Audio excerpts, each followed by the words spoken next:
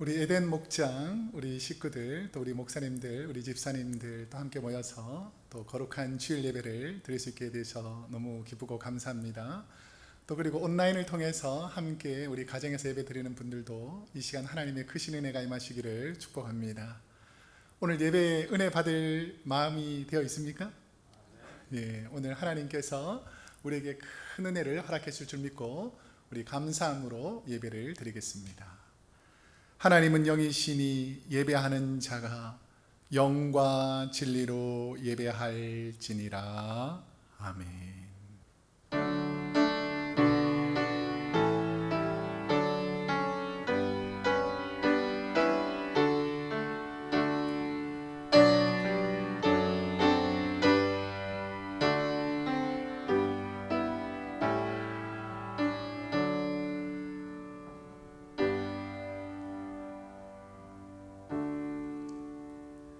사랑과 은혜가 풍성하신 하나님 아버지여, 오늘도 우리를 사랑하여 주셔서 주님의 전에서 혹은 온라인으로 하나님께 예배 드릴 수 있는 은혜를 허락하여 주시니 감사합니다. 초대교회 성도님들이 핍박과 고난과 어려움 속에서도 각자의 자리에서 때로는 어려운 환경과 고난 가운데 동굴 속에서 지금 현재에도 저 북녘 땅 지하에서 곳곳에서 예배드리는 모든 성도님들의 기도를 우리 하나님께서 들어주시는 줄로 믿습니다. 오늘 예배드리는 우리 사랑하는 모든 성도님들 가정가정에 복을 주시고 이 예배를 통해서 회복과 치유를 경험하는 귀한 시간 되게 하여 주옵소서. 감사드리며 예수님의 이름으로 기도드립니다. 아멘. 다 같이 찬송가 28장 찬송하도록 하겠습니다.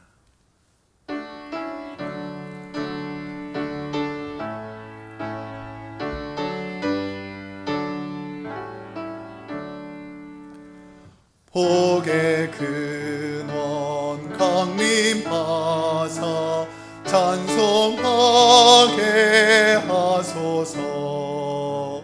한량없이 자비하심 증량할 길 없도다.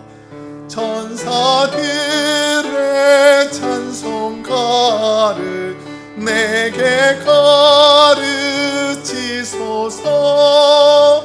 구속하신 그 사랑을 항상 찬송합니다. 주의 크신 도움 받아 이때까지 왔으니 이와 같이 전국에도 이르기를 바라네. 하나님의 품을 떠나 죄에 빠진 우리를 예수 구원하시려고 보혈 흘려 주셨네. 주의 귀한 은혜 받고 일생 빚진 자 되네. 주의 은혜 사슬되사 나를 주께 매소서. 우린 밤은 연약하여 범죄하기 쉬우니 하나님이 받으시고 천국인을 지소서.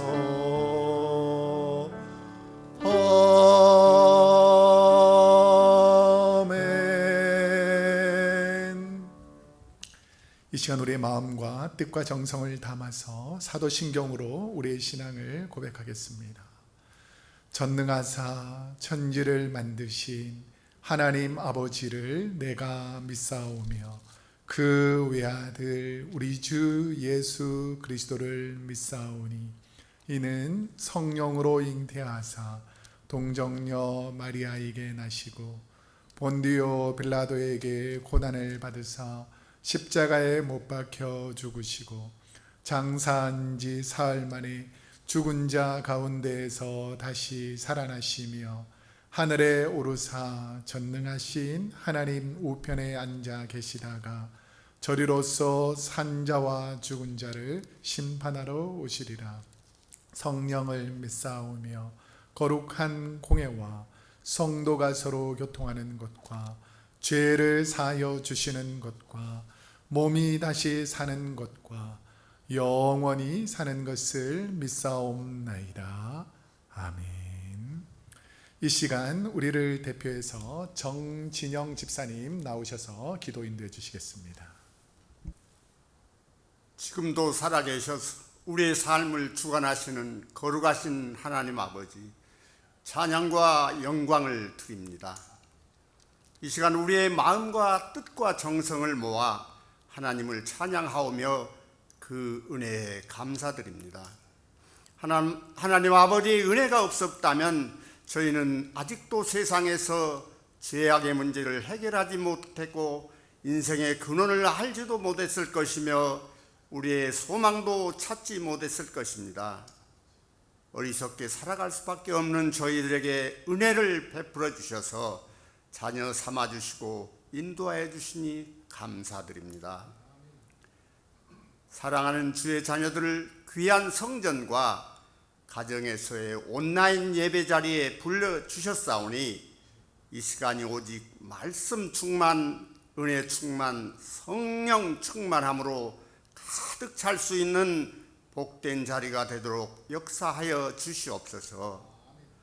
하나님 아버지, 특별히 이 어려운 시기에 우리 크로스웨이 교회를 천군 천사와 함께 지켜주시길 간절히 바랍니다. 우리의 각 가정들을 아버지 하나님에 지켜주셔서 이 상황에 부부간에 화합케 하시고 자녀에게 말씀으로 영역하는 귀한 가정 될 수 있도록 인도하여 주시옵소서. 아버지 하나님, 이 시간 저희의 죄악을 주님 앞에 고백합니다. 우리의 이기적인 욕심과 고집, 불순종과 믿음 없음을 용서하여 주옵소서. 주님께서는 피 흘려 죽으시기까지 우리를 살리셨는데 우리는 자신을 포기하지 못하고 주님을 다시 한번 십자가에 못 박는 어리석은 짓을 하고 있습니다. 사랑의 하나님 아버지, 이 시간 죄로 오염된 우리를 주의 보혈로 씻어 정결케 하여 주시옵소서. 나는 변화되지 않으면서 남이 변화되기를 원했습니다. 내가 먼저 손 내밀지 않으면서 남이 먼저 손 내밀기를 원했습니다. 나는 먼저 사랑하지 않으면서 사랑받으려고 애썼습니다. 사랑의 주님, 우리의 모든 삶을 십자가 아래에 내려놓습니다.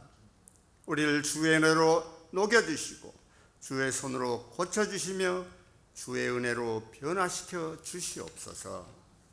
사랑의 하나님 아버지, 우리 마음의 눈을 밝혀주옵소서. 영안이 밝혀져서 아버지의 뜻을 바로 깨달아 진리 안에 바로 서서 주의 의로 옷 입히길 원합니다. 저희로 하여금 세월을 아끼며 근신하고 기도하여 신실한 하나님의 일꾼이 되게 하여 주옵소서. 성령 안에서 선한 열매로 빛과 소금의 직분을 감당케 하시고 굳센 믿음으로 주신 사명 잘 감당하게 하옵소서. 이 시간에도 머리 숙여 경배하는 성도들의 감사와 회개와 간구를 들으시고 응답하여 주시옵소서. 사랑의 하나님 아버지, 지금 온 세계는 코비드-19의 질병으로 혼란과 두려움과 고통의 시대입니다. 각종 질병을 치유하시고 고치셨던 능력의 주님, 이 시간 우리의 기도를 들으시고 위로와 은총을 허락하여 주시옵소서. 다윗은 환난과 환이 내게 미쳤으나 주의 계명은 나의 즐거움이니다라고 고백했습니다.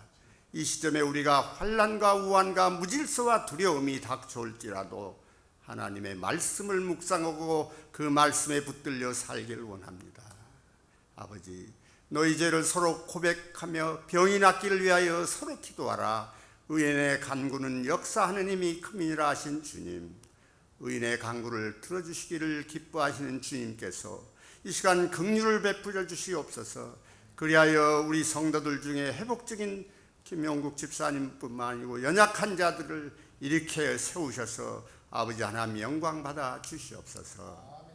온 성도들 집에서 머물러야 하는 이 시기에 숨을 누리게 하시고 나아가 각자의 인생을 더 깊이 성찰하게 하시고 그동안 읽지 못했던 아버지 하나님의 말씀을 읽고 묵상케 하시어 하나님께 더 많은 기도가 이루어지게 하여 주시옵소서.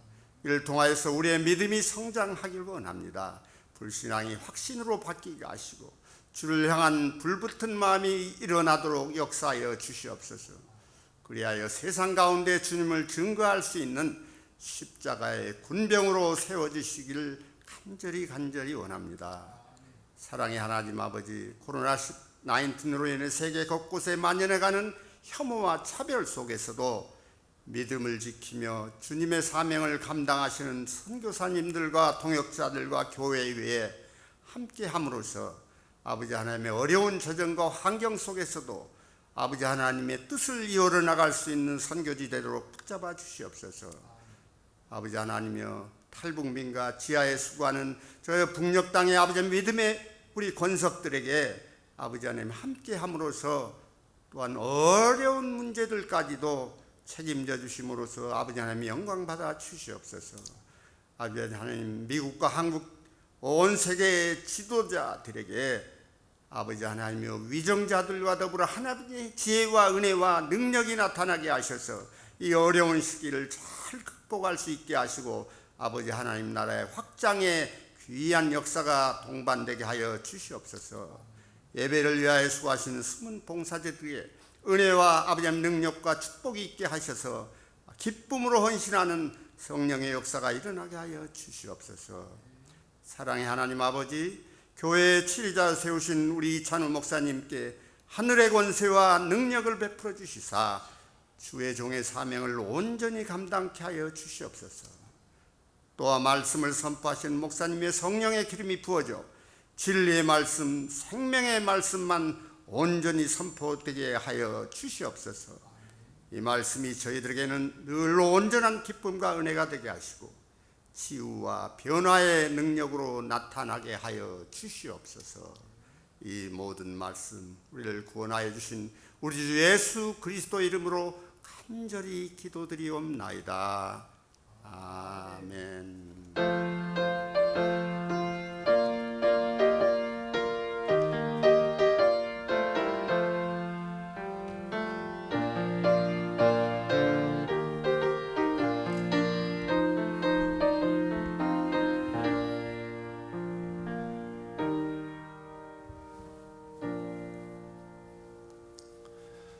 이 시간 봉헌하는 시간입니다. 우리 각 가정에서 우리 함께 준비한 예물을 하나님께 올려드리겠습니다.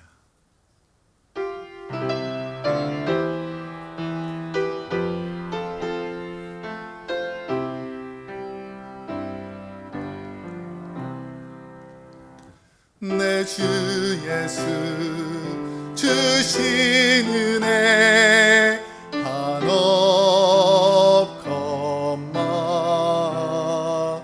내 주 앞에 이 작은 것 다 드리니 주 예수 연의 정성을 받으소서.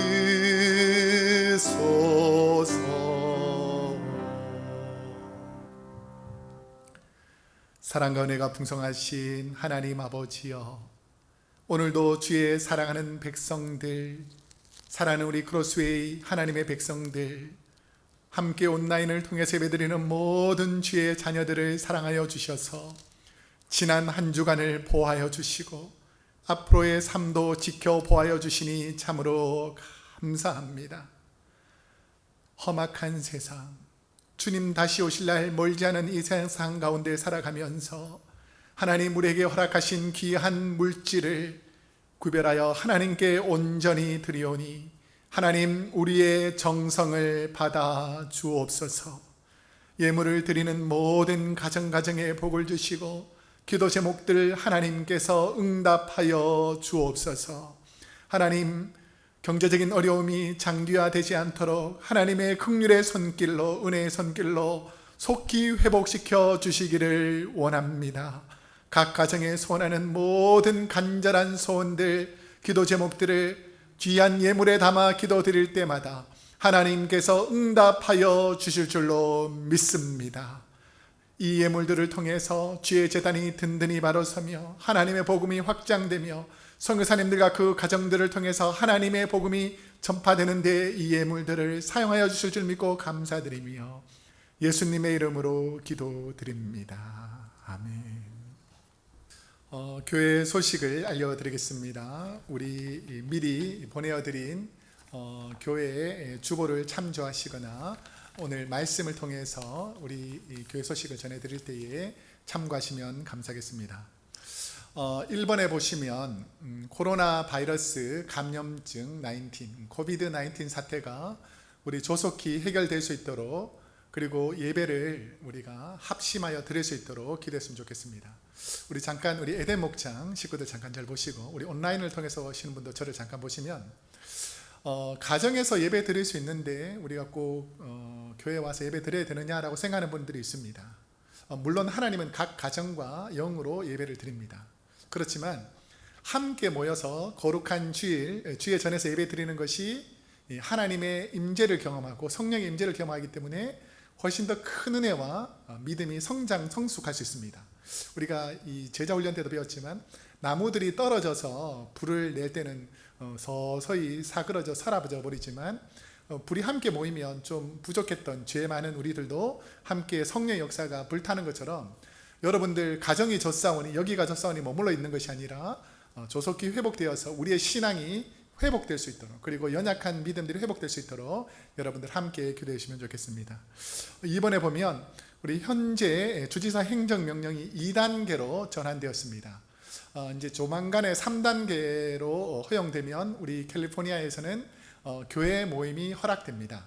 그래서 갑자기 오픈되기 전에 우리가 이제 모여서 예배 드리는 그 레귤레이션이라든지 어떻게 해야 되는지를 우리가 다음 주 토요일 당회를 통해서 우리 목회자들이 정리한 부분이 결정이 되면 우리가 6월 달부터는 안내를 해드리고 이제 교회 예배가 개방이 되면 그때부터는 어떻게 들어오셔서 어떻게 예배 드리는지 그리고 지금 생각하고 있는 것은 우리 안전거리도 유지하고 예배를 드리는 건데 잘 아시겠지만 예배를 빨리 많은 사람들이 모여서 드리는 것보다는 이 안전하게 예배 드리는 것이 훨씬 더 중요합니다. 그러니까 몸이 너무 연약하신 어르신들이라든지 아니면 질병에 관한 이 증상이 있는 분들은 함께 드릴 수 있는 예배도 있지만 우리 온라인 예배도 계속해서 진행되니까 여러분들 참고해 주시면 감사하겠습니다.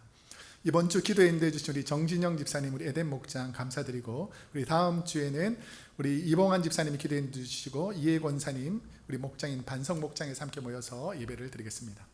3번에 보시면 코비드-19이 장기화되어서 5월 말까지 교회 모임이 어려울 것 같습니다.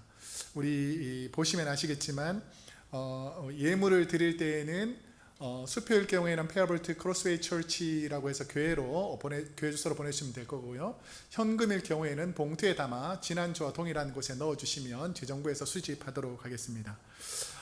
그리고 우리 재정에 대한 문의가 있으면 정복균 장로님, 우리 김경래 목사님에게 연락을 주시면 좋고요. 온라인 헌금은 우리 교회 홈페이지 좌측 하단에 보면 링크가 있습니다. 여러분들 기억하시고 동참해 주시면 좋겠습니다. 요즘 우리가 이제 교회에 나오지 못하지만 각 가정에 있는 시간들이 많잖아요. 그 많으면 시간이 더 많을 것 같은데 오히려 많으면 더 바빠가지고 게을러지고 나태해질 때가 더 많습니다. 그래서 우리 성경 읽기 통독을 하고 있는데요.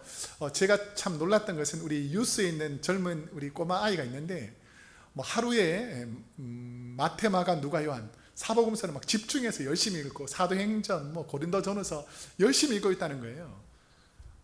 바쁜 공부 중에 있는 아이들도 그렇게 열심히 하는데 우리도 열심을 내어서 성경 읽기에 동참해 주시면 감사하겠습니다. 우리 헌금 내역에 관해서 우리 참고하시면 좋겠습니다. 11조 내신 분, 그 다음에 주일 헌금 내신 분, 그 다음에 감사 헌금, 그리고 선경금, 지장헌금 이렇게 헌금 내신 거 참조해 주시면 좋겠습니다. 오늘 우리에게 주신 하나님의 말씀을 읽도록 하겠습니다. 오늘 우리에게 주신 하나님의 생명의 말씀은 신약 성경 11페이지 마태복음 8장 1절에서 4절까지 말씀입니다. 예수께서 산에서 내려오시니 수많은 무리가 따르니라. 한 나병 환자가 나와 절하며 이르되 주여 원하시면 저를 깨끗하게 하실 수 있나이다 하거늘 예수께서 손을 내밀어 그에게 대시며 이르시되 내가 원하노니 깨끗함을 받으라 하시니 즉시 그의 나병이 깨끗하여 진지라. 예수께서 이르시되 삼가 아무에게도 이르지 말고 다만 가서 제사장에게 내 몸을 보이고 모세가 명한 예물을 들려 그들에게 입증하라 하시니라. 아멘.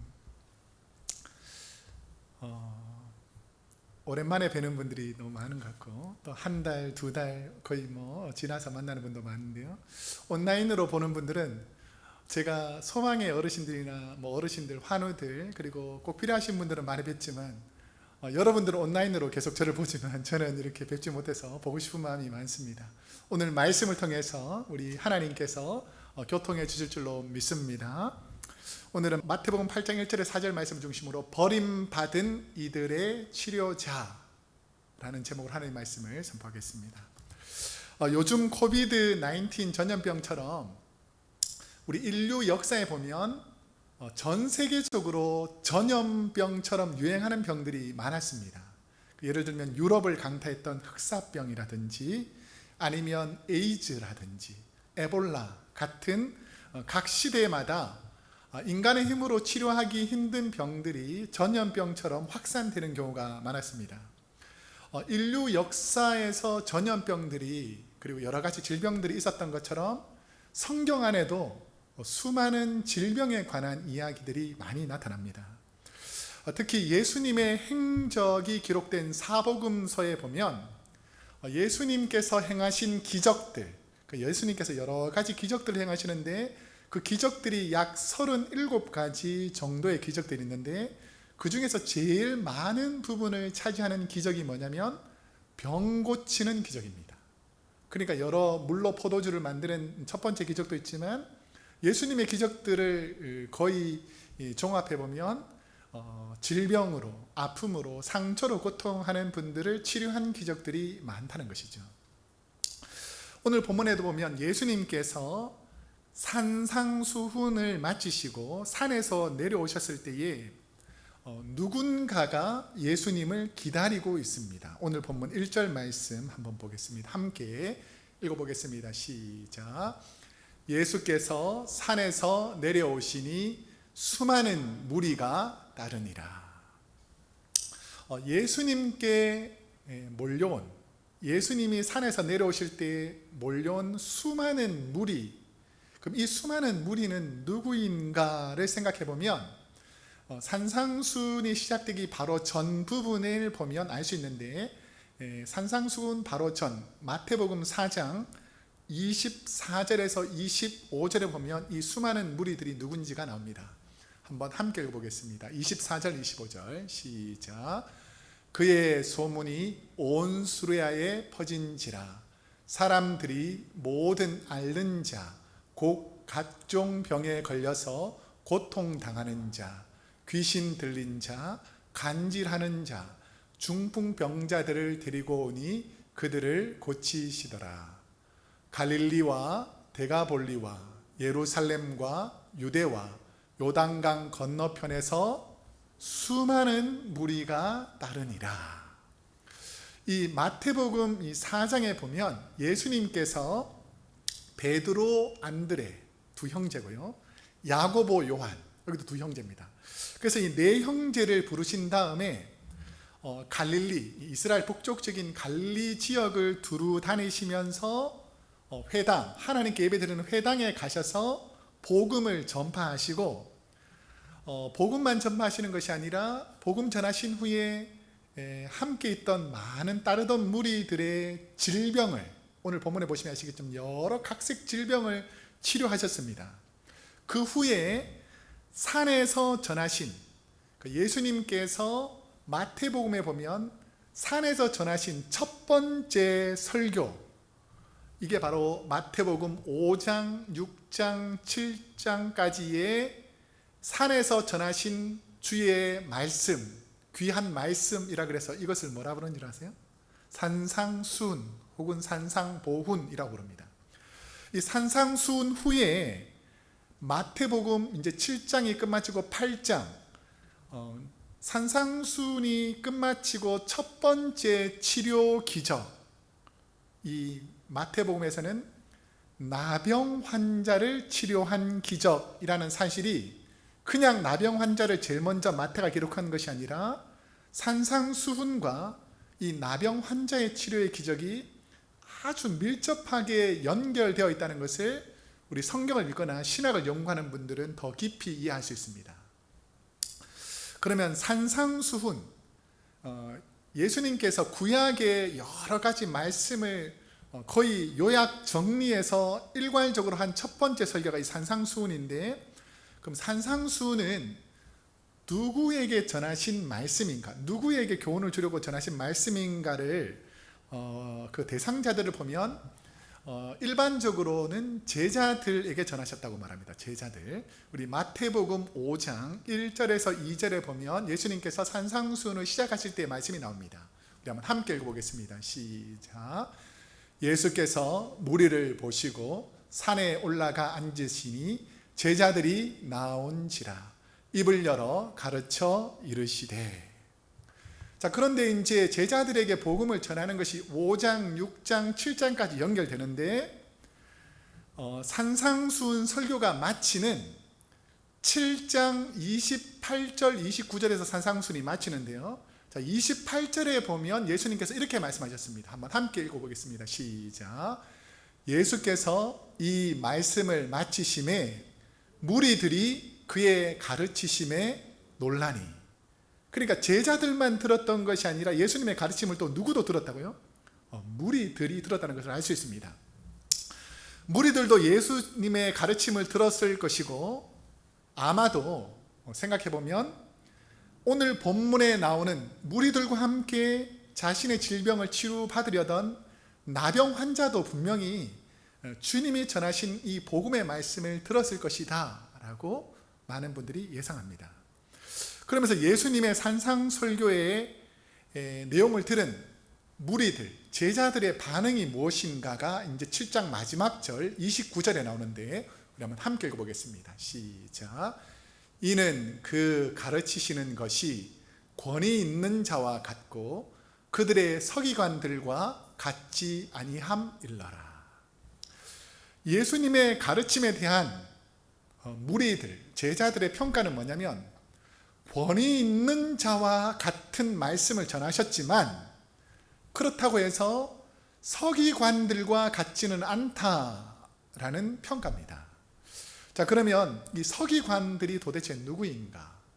서기관은 성경을 연구하고 기록하던 분들이 서기관이었습니다. 그런데 서기관들은 언제 처음 생겼냐면 이스라엘이 남북 왕국이 멸망당하고 나서 바벨론 포로로 갔다가 바벨론 포로기에서 다시 되돌아와서 이스라엘 백성들을 재건했던 리더 중에 한 사람이 에스라입니다. 에스라. 그래서 에스라 시대 때 성경을 재건하기 위해서, 성경 말씀을 복원하기 위해서 특별히 성경을 기록하는 사람들이 서기관이었고요. 이 서기관들이 계속해서 있으면서 로마 시대 때, 특별히 로마가 기독교를 박해할 때에, 교회를 핍박할 때에 마카비라는 사람이, 유다 마카비가 예루살렘 성전을 재건하기 위해서 신앙훈련을 막 시키고 많은 유대인들이 성경으로 돌아가자라는 운동들이 많았어요. 그럴 때에 이 서기관들이 가장 리더의 영향력을 발휘했던 분이 바로 이 권위 있는 서기관들이었습니다. 우리가 지난주 예배 시간에도 말씀드렸지만 산헤드린 공회원 중에서 네 부류가 산헤드린, 그러니까 가장 중요한 결정을 하는 네 부류의 사람들이 산헤드린 공회원이 있는데, 그 첫 번째가 대제사장들이었고, 두 번째가 오늘 나오는 서기관들, 바리새인들과 사두개인들, 이렇게 할 정도로 서기관들이 그때 당시에는 권위 있는 자였습니다. 그러니까 서기관들이 말하거나 서기관들이 판결하면 그게 권위가 되어서 결정하는 기관이 되었어요. 그런데 예수님 당시의 서기관들의 모습은 어땠는가를 가장 잘 표현하는 것이 마태복음 23장 2절과 3절에서 예수님이 말씀으로 평가하신 서기관들의 모습입니다. 한번 마태복음 23장 2절에서 3절 말씀을 함께 한번 읽어보겠습니다. 시작. 서기관들과 바리새인들이 모세의 자리에 앉았으니 그러므로 무엇이든지 그들이 말하는 바는 행하고 지키되 그들이 하는 행위는 본받지 말라. 그들은 말만 하고 행하지 아니하며. 지난주에 제가 한 뉴스에서 한 심리학자가 소개하는 글을 읽고 참 공감이 되었습니다. 한 심리학자가, 보신 분도 있겠지만 10명을 대상으로 해서 당신은 혹시 학교 다닐 때에 누군가에게 뒤통수를 맞아본 기억이 있습니까? 라고 10명에게 물어봤어요. 몇 명이 손들을 것 같습니까? 몇 명이 손들었을 것 같아요? 9명이 손들었어요. 누군가가 내가 학교 다닐 때 탁 내 뒤통수를 때렸다라고 9명이 손을 들더라는 거예요. 그래서 똑같은 질문을 10명 똑같은 사람에게, 그러면 혹시 여러분 중에서 학교 다니면서 누군가의 뒤통수를 때린 기억이 있습니까? 라고 물어보니까 한 명도 손을 안 들고 옆 사람을 쳐다보면서 자신은 안 그랬다라고 생각하더라는 것입니다. 상대를 판단하고 상대가 나에게 준 상처는, 누군가가 나에게 준 상처는 오래 기억나겠습니까? 안 나겠습니까? 오랫동안 마음속에 품고 있는데 자신을 돌아보며 상대방에게 피해를 준 상처는, 내가 남에게 한 말이나 상처는 내가 언제 그랬는지도 모르게 쉽게 잊어버리는 것이 주로 인간들의 모습, 우리의 모습이라는 것이죠. 예수님 당시 서기관들의 모습은 비록 성경을 읽고 연구하는 권위자로 사람을 평가했지만, 정작 서기관들의 삶은 하나님의 말씀과 동떨어져 있었기에 그들의 행위를 본받지 말라. 그러니까 그들이 가르치는 모세의 말씀은 너희가 꼭 듣고 기억해야 되지만, 말씀을 전한다고 해서, 말을 한다고 해서 행위가 그렇게 온전하지 않더라는 것입니다. 서기관들이. 그러니까 이 산상순의 설교를 들은 수많은 무리들은 예수님의 가르침과 서기관들의 가르침, 예수님의 삶, 서기관의 삶이 다르다라는 것을 첫 번째로 인식했습니다. 그리고 무리들의 마음은 비록 율법의 형식으로 삶 속에서 짓는 죄로, 혹은 마음속에 품은 악한 생각과 미움의 죄로 가득해서 부패했지만, 예수님의 말씀을 들을 때에 그래, 예수님이 말씀하신 이 말씀이 바로 성경이 말하는 그 율법의 진리지라고 깨닫고 예수님이 하시는 말씀을 그 아무도 반박하지 못했다라는 것입니다. 그렇기 때문에 수많은 무리들이 예수님의 말씀을 들으려고 따라다녔던 것이죠. 그런데 그 수많은 무리 근처에서 산상순이 마치기를 가장 간절히 기다렸던 한 인물이 오늘 본문에 보면 등장합니다. 오늘 본문 2절 말씀 한번 함께 읽어보겠습니다. 시작. 한 나병 환자가 나와 절하며 이르되 주여 원하시면 저를 깨끗하게 하실 수 있나이다 하거늘. 제가 며칠 전에 그 아내와 함께 이제 식료품을 사려고 이제 뭐 한 주나 두 주 만에 한 번씩 코스코에 가게 되는데, 코스코에 장 보러 가면 반드시 챙겨 가야 되는 게 뭔지 아세요? 예, 마스크죠, 마스크. 물론 돈도 챙겨가고 카드도 챙겨야 되죠. 마스크를 안 착용하면 입장이 안 되기 때문에 마스크를 꼭 착용하고 갑니다. 그 마스크가 물론 새 거기도 하지만 마스크에는 먼지가 좀 있잖아요.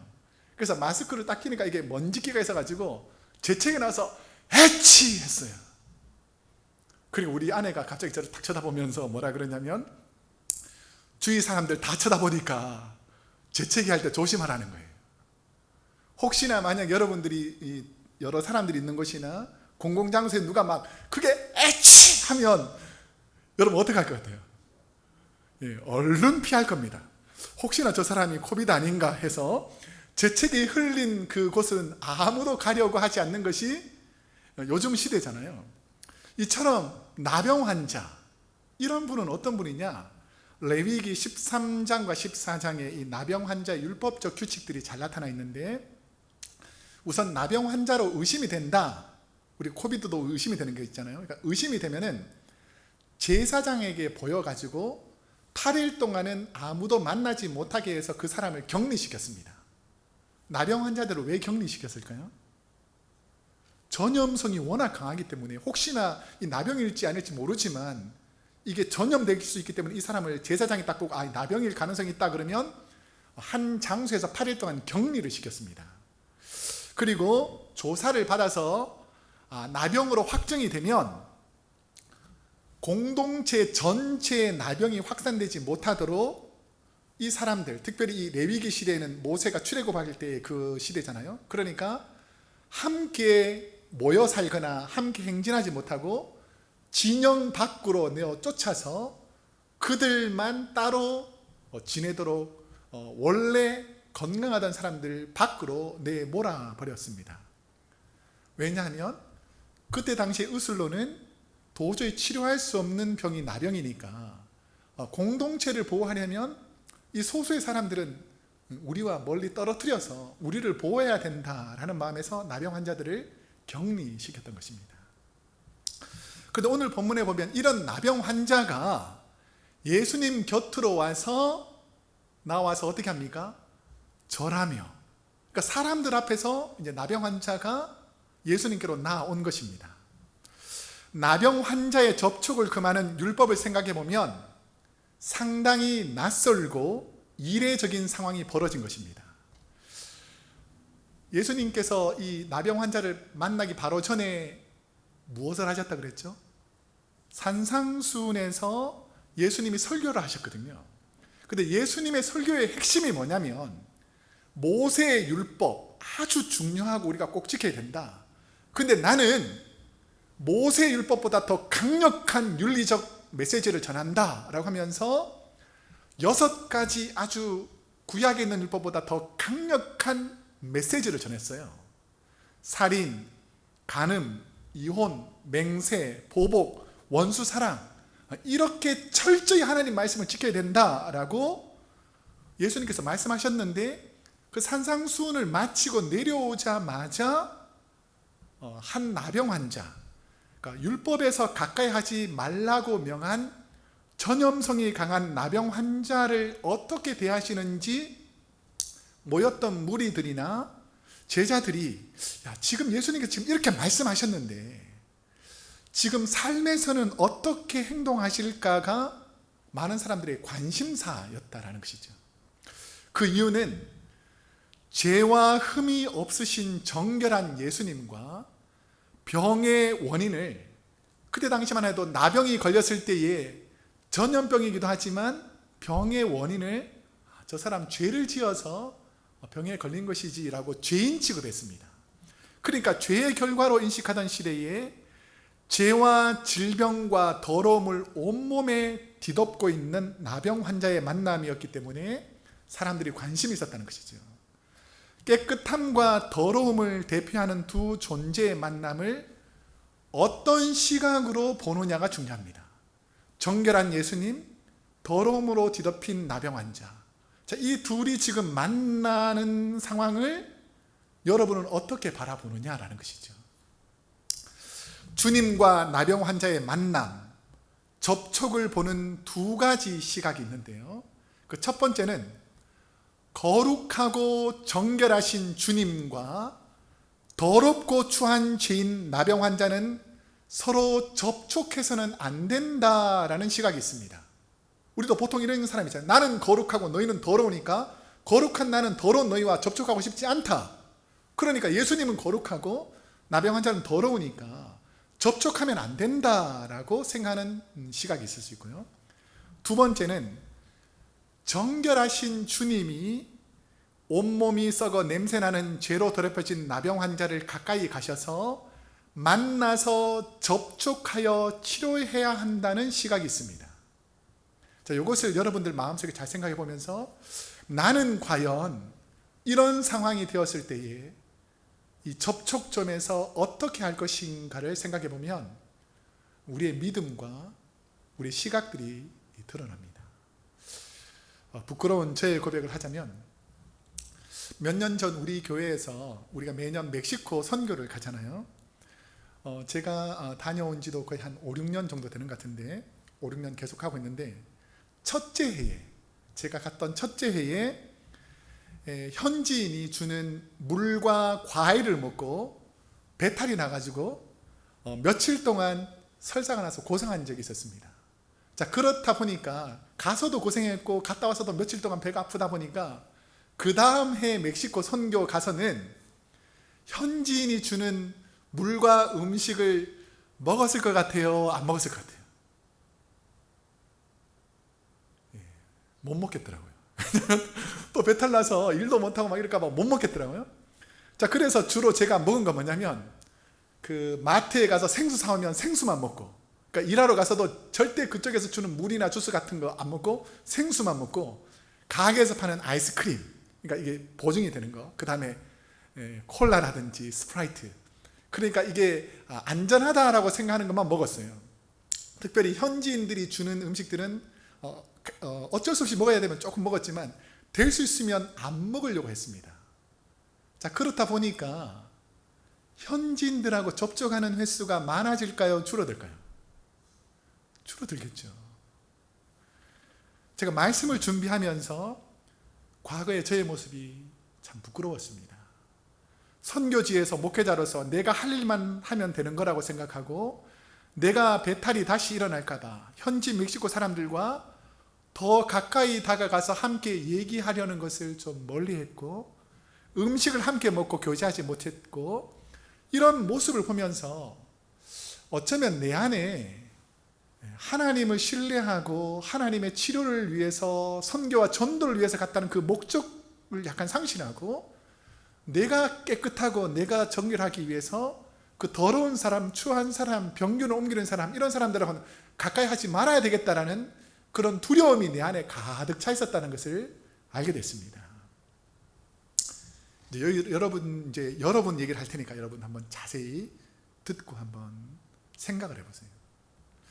만일 여러분 주위에 코비드-19 증세가 있는 가족, 아내, 남편, 자녀, 부모님, 형제가 있다면 여러분은 어떻게 하시겠습니까? 제가 며칠 전에 좀 부끄러운 얘기를 했더니 우리 둘째 아이가 갑자기 식탁에서 에치 하는데, 이게 그 전날 친구들하고 농가로 갔다 왔거든요. 혹시 옮긴 거 아니냐 그러니까 아니에요. 그런데 내가 그 순간 뭐냐면, 야, 우리 아들을 빨리 치료해야지, 이것보다 아이고 저놈 멀리 해야지, 이런 생각이 먼저 딱 들더라고요. 여러분 가정에서 만약에 누군가가 코비드 증상이 막 일어나가지고 막 눈이 빨개지고 콧물이 나고 막 가슴이 답답해하고 이렇게 하면 그냥 방치할 사람이 있습니까? 여러분 가족이 그런데 방치할 사람은 아무도 없을 것입니다. 검사를 받고 안전한 병원으로 가게 하고 회복을 위한 치료를 원할 것입니다. 이제 여기서부터 질문인데요. 자, 그러면 만남 접촉 이란 관점에서 최초로 그 사람을 어떻게든지 인도에서 병원까지 누군가가 드라이브를 해서 가야 될 거 아닙니까? 여러분 함께 가시겠습니까? 온라인으로는 소리가 안 들리지만 여기 있는 분들은 아멘 하셔야 되는데, 함께 가시겠습니까? 이게 고민됐다는 거예요. 야, 괜히 함께 갔다가 나도 지금 약한데 괜히 내가 옮기면 어떡할까라는 두려움이 있다는 거예요.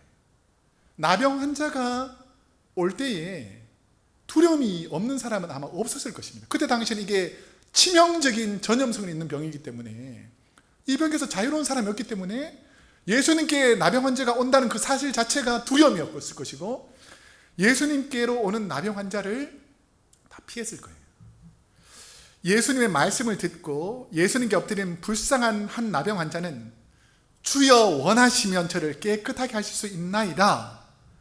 산상수훈의 말씀을 듣고 인생의 주인 되신 예수님이 나와 함께 하셔서 능력을 베풀어 주시면 나의 나병이 깨끗하게 될 줄로 믿고 제가 주님 앞에 엎드렸습니다 라고 주님께 고백하는 거예요. 예수님은 나병 환자를 보시고 어떻게 나병 환자를 대하고 계신가? 우리 3절 말씀을 함께 읽어보겠습니다. 시작. 예수께서 손을 내밀어 그에게 대시며 이르시되 내가 원하노니 깨끗함을 받으라 하시니 즉시 그의 나병이 깨끗하여 진지라. 자, 여기서 중요한 단어가 몇 가지 있는데요, 즉시라는 단어를 머릿속에 잘 기억하고 계시면 좋겠습니다. 우리가 주의 깊게 이 부분을 성경을 읽으면서 상상이 되는 부분은 나병 환자가 갑자기 예수님께로 접근하고 있다는 것을 주위 사람들이 보면서 주위 사람들은 한두 명씩 나병 환자를 피했을 것입니다. 그러면 예수님께 다가오는 나병 환자를 보면서 예수님은 어떻게 했을 것 같아요? 예수님은 두려움이 없이 나병 환자를 대하고 계신다라는 사실입니다. 예수님은 자신 안에 있는 능력을 아셨기 때문에 나병 환자가 혹시 병을 전염시키면 어떻게 하나 하는 두려움이 있었을까요? 없었을까요? 없었겠죠. 그러니까 예수님이 전염병에서 고통하는 자가 자기에게 전염시키려고 온다 할지라도 두려움이 없었다는 것입니다. 왜냐하면 예수님은 그 전염병보다 더 강한 능력을 가지고 계신 분이죠. 주위 사람들처럼 죄인으로 경멸하셨을까요? 주위 사람들 저 죄인, 저 나병 환자 왜 우리에게 오느냐라고 멸시했을 텐데 예수님의 모습은 그런 것이 전혀 없었다는 것입니다. 주여 원하시면 저를 깨끗하게 하실 수 있나이다 라고 말하는 나병 환자에게 먼저 주님이 손을 내미셨고 깨끗하게 될 것을 믿는 나병 환자의 몸에 손을 대시며 깨끗함을 받으라고 말씀하실 때에, 자, 우리 첫 번째 줄을 잘 써야 되는데요, 손을 내밀어 그에게 대시며 이르시되 라는 거예요. 대시며 이르시되. 자, 그랬을 때 어떻게 나냐면 즉시 그 나병 환자가 평생 자신을 괴롭게 하던 나병에서 깨끗하여집니다. 자, 일부 신학자들 중에서는 산상수훈에서 율법을 강조하시던 예수님이 나병 환자와 이렇게 딱 손을 대서 접촉하면 율법에서 모세 율법을 어긴 것이 아니냐라고 의문을 던져서 어떻게 또 일부 해석자들은 해석하냐면, 주석가들은 예수님은 워낙 귀하신 분이기 때문에 율법에 적용되지 않는다라고 해석하는 분이 있는데 그건 잘못된 해석입니다. 우리 바울이 갈라디아서 4장 4절에 보면 이렇게 예수님에 대해서 말씀합니다. 한번 읽어보겠습니다. 시작. 때가 차매 하나님이 그 아들을 보내사 여자에게서 나게 하시고 율법 아래에 나게 하신 것은, 예수님은 인간이 율법에 덧붙여 놓은 잘못된 모든 전통은 철저히 부수셨지만 말씀으로 이 땅에 오신 말씀 자체이신 예수님이 하나님의 말씀, 이 율법을 완전히 지키신 분이다 라고 우리가 이해하죠. 자, 그러면 예수님께서 나병 환자에게 손을 대신 사건을 어떻게 해석해야 율법도 어기지 않고 접촉과 치료가 하나님께 영광이 될까요? 이 부분을 함께 책을 통해서 이 주석서를 통해서 연구를 해보니까 이 캠벨 몰간이라는 목사님을 비롯해서 적지 않은 신학자들이 내가 원하노니 깨끗함을 받으라 말씀하시며, 자, 말씀하시면서 주님이 뭘 하고 있습니까? 손을 내미실 때에 예수님의 손이 나병 환자의 몸에 닿기 전에 즉시 치료의 능력이 나병 환자에게서 일어나서 지금 예수님께서 말씀하시고 계실 때는 나병이 가득했지만 내가 원하노니 깨끗함을 받으라고 예수님께서 손을 대시기 바로 직전에 이 믿음을 통해서 이 나병 환자가 깨끗하게 치료되었기 때문에 예수님의 손이 닿는 순간에는 이제 더 이상 나병으로 고통당하는 몸이 아니라 깨끗해져 있는 몸에 주님의 손이 닿았기에 율법을 어긴 것이 아니다라고 해석합니다. 저는 이 부분을 묵상하면서 당시 가장 멸시받고 죄의 대가로 온몸에 나병이 걸려 전염성이 강하여 공동체의 안전을 위해 가족과 공동체에서 쫓겨났던 나병 환자의 치료에서 저와 여러분에게 주시는 주님의 깊은 영적인 메시지가 있음을 깨닫게 되었습니다. 저와 여러분 역시 오늘 주님께 용기 내어 찾아온 나병 환자처럼 오랫동안 고통하며 풀리지 않는 삶의 문제들을 가지고 살아갈 것입니다. 여러분들은 풀리지 않는 삶의 문제가 있습니까? 없습니까? 있죠. 이 나병 환자는 나병에 걸리고 싶었겠습니까? 안 걸리고 싶겠습니까? 안 걸리고 싶었겠죠. 여러분 지금 당하는 여러 가지 삶에 이전부터 내가 당하는 이 어려움, 고난, 사람들의 멸시와 천대, 죄인으로 조롱하는 이 모습, 내가 원하지 않지만 이 시대 통념과 사회적인 이 어려움 때문에 누군가로부터 계속해서 아픔과 고통을 안고 살아야 되는 사람들이 삶을 다르고 그리고 모습은 다르지만 나름대로 다 이런 나병 환자의 모습이 우리 안에 있다는 것입니다. 어떤 분은 어릴 때부터 마음에 품고 있던 가족들 사이의 아픈 상처들, 제가 상담을 조금 공부했었는데 상담을 공부해보면 거의 대부분의 상처가 가정에서 시작되는 경우가 많습니다. 그래서 이 상처가 치유되지는 않고 누군가로부터 계속 이 부분을 들춰내면 고통스러워하는 이 가족들의 상처가 있고요. 어떤 분은 인생을 살면서 후회를 반복하지만 지속적으로 짓는 죄들, 이 죄를 안 지어야지, 내가 다음부터는 안 지어야지 하지만 반복적으로 넘어지는 이 죄악 때문에 스스로 힘들어하는 부분도 있습니다. 어떤 분들은 사람들 사이의 관계 속에서 말실수나 행동, 오해로 인해서 소외되어서 격리됨, 그러니까 내가 소외되는 경우도 있지만 주위 사람들이 나를 격리시키고 소외시키는 경우도 있지만 나 스스로도 주위 사람들 만나봤자 혹시나 돌에 맞아 죽을 수 있는 나병 환자들처럼 안 만나면 되지, 안 보면 되지라고 스스로를 격리시키는 거예요. 짧게는 몇 년, 어떤 분들은 수십 년 동안 사람과 이 사람은 나는 못 만나겠다라고 관계를 단절된 모습들이 있다는 것입니다. 우리가 사는 이 세상에도 물질의 욕심과 정욕, 영적인 죄를 안고 사는 나병 환자 같은 분들이 많이 있습니다. 사회가, 심지어 크리스천인 우리가 죄인이라고 정죄하는 사람들에게 하는 일은 만약에 내 주위에 이 나병 환자처럼 죄를 지었던 사람이다, 죄가 심각한 사람이다 라고 하면 히브리인들은 나병 환자들을 어떻게 했죠? 공동체에서 몰아내어 가지고 그 사람을 격리시키는 게 나병 환자를 대하는 태도였습니다. 오늘날에도 거의 똑같죠. 누군가가 심각한 죄를 지었다, 만약에 미국에 살면서 법을 어겼다 그러면 사람들을 경찰들이 어떻게 합니까? 감옥이라는 곳에 격리시키죠. 그래서 물론 죄를 지은 사람을 방치할 것이 아니죠. 가두어 두는 것도 효과가 있긴 합니다. 하지만 서기관들처럼 죄인인 것을 판단하고 정죄해서 판결해서 격리하는 것은 공동체에는 조금 도움이 될 수 있지만 죄의 문제를 가진 그들의 치료를 위해서는 거의 전혀 도움을 주지 않는 거죠. 쫓아내는 것뿐이지 그 쫓겨난 나병 환자가 치료가 되지 않는 것처럼 감옥에 가두었을 뿐이지 감옥에 있는 사람들이 스스로 착해져 가지고 회복되는 경우는 극히 드물잖아요. 그러면 우리 주위에 술 때문에, 도박 때문에, 정욕 때문에, 물질 때문에 성 정체성의 혼란으로 죄인이 되어 버림받고 격리되고 음지로 들어가 고통하는 우리의 자녀들, 배우자들, 목장 식구들, 이웃들, 형제 자매들, 이런 분들을 치료하기 위해서는 어떻게 해야 되는가?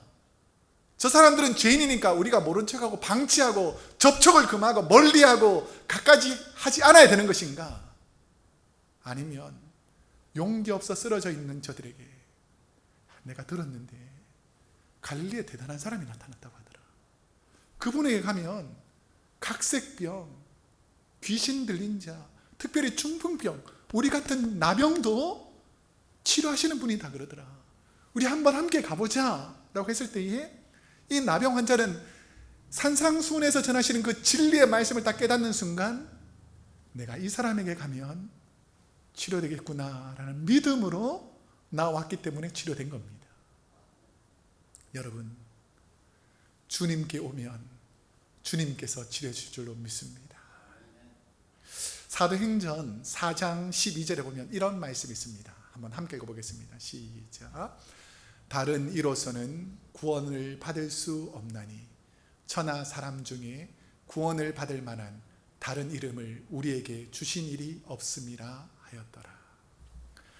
평생 억울하게 죄인이라는 꼬리표를 달고 나병이라는 육신의 질병, 무거운 죄의 짐을 치료하실 분, 나를 구원해 주실 분은 천하에 주님밖에 없다라는 믿음으로 이 나병 환자가 주님께 나왔을 때 치료되었던 것처럼 저와 여러분의 삶에 오랫동안 누르고 있는 문제들, 죄의 짐들, 삶의 고민들, 이 문제들을 주님께 가지고 오면 오늘 우리 주님께서 치료해 주실 줄로 믿습니다.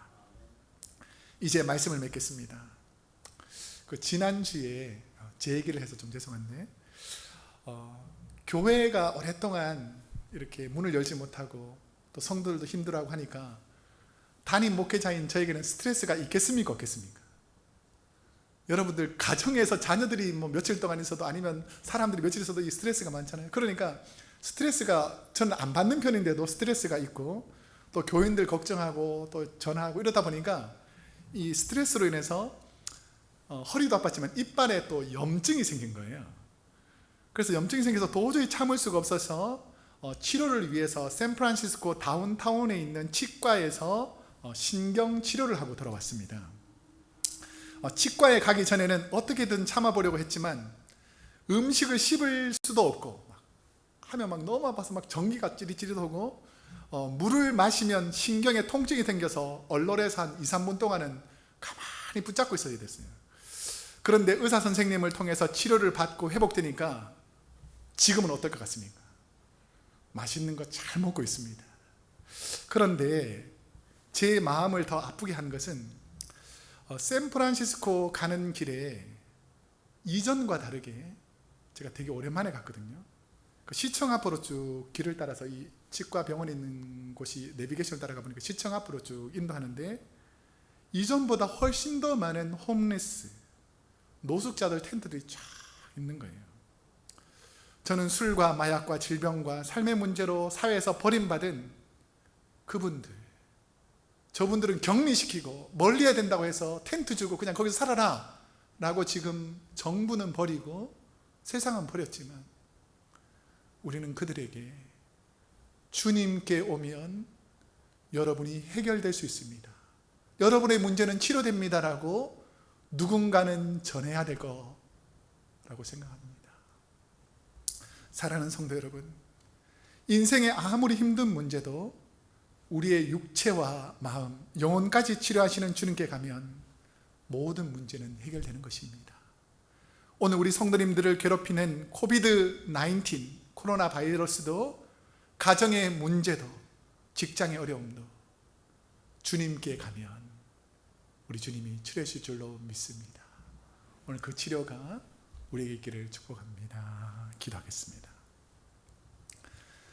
사랑과 은혜가 풍성하신 하나님 아버지여, 오늘도 부족한 우리가 하나님께 나와 예배 드리는 것이 은혜인 줄로 믿습니다. 코비드-19으로 고통하는 이 순간에도 우리를 안전하게 붙잡아 주시고 가정에서, 삶의 자리에서 여기까지 붙잡아 주시는 것이 하나님의 은혜인 줄로 믿습니다. 하지만 우리 주위에는 이 고난 가운데 더 가슴 아파하며 힘들어하며 고통당하는 우리 사랑하는 형제 자매들, 이웃들, 자녀들, 우리 성도님들이 있습니다. 하나님 이 어렵고 힘든 과정을 넘길 수 있도록 하나님 셈을 주시고 능력을 주시고 은혜를 허락하여 주옵소서. 우리 주님께 가면 해결되는 줄로 믿습니다. 주님 만져주시고 치료하셔서 회복되는 은혜를 경험하게 하여 주옵소서. 예수님의 이름으로 기도드립니다. 아멘. 우리 말씀을 생각하면서 찬송가 254장을 찬송하겠습니다.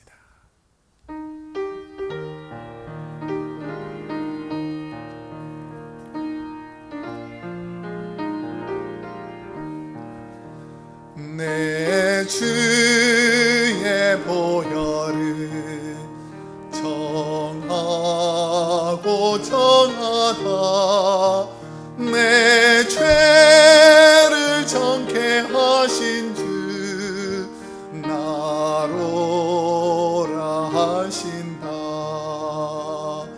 내가 주께로 지금 가오니 십자가의 보혈로 날 씻어 주소서. 약하고 주에도 주께로 나가며 힘 주시고 내 추함을 곧 씻어 주시네. 아멘. 내가 주께로 지금 가오니 십자가의 보혈로 날 씻어 주소서. 나로라 하심은 온전한 믿음과 또 사랑함과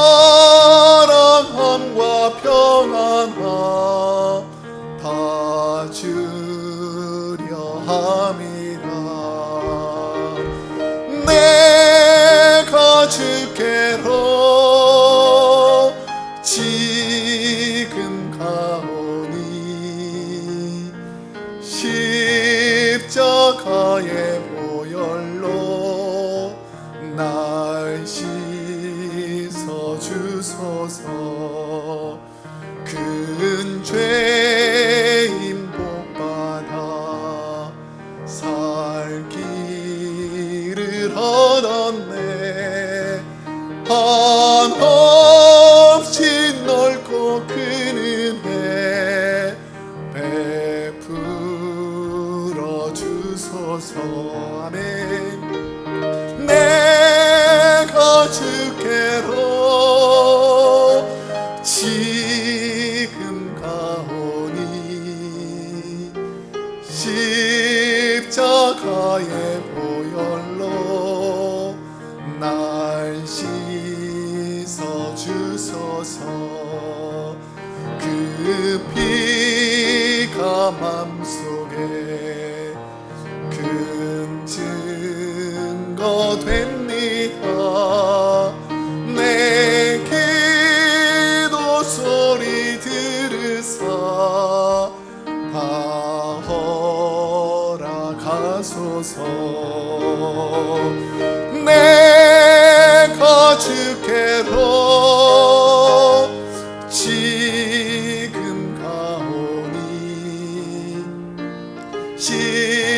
십자가의 보혈로 날 씻어 주소서.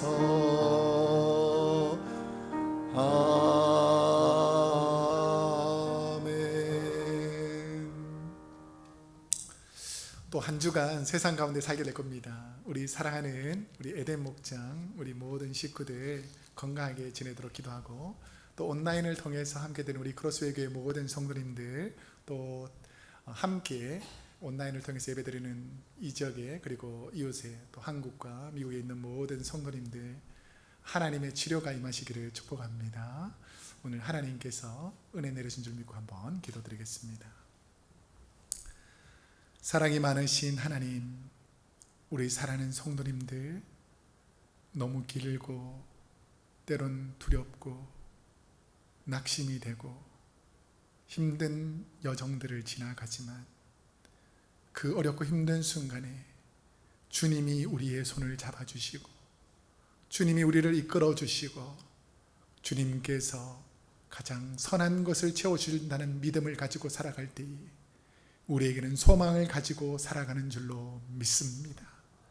우리 사랑하는 성도님들에게 힘을 주시고 은혜를 주시고 고난 중에 오히려 더 큰 믿음을 얻었던 믿음의 선배들처럼 특별히 우리 주위에 버려진 자들을 향한 주님의 사랑을 기억하는 한 주간 되게 하여 주옵소서.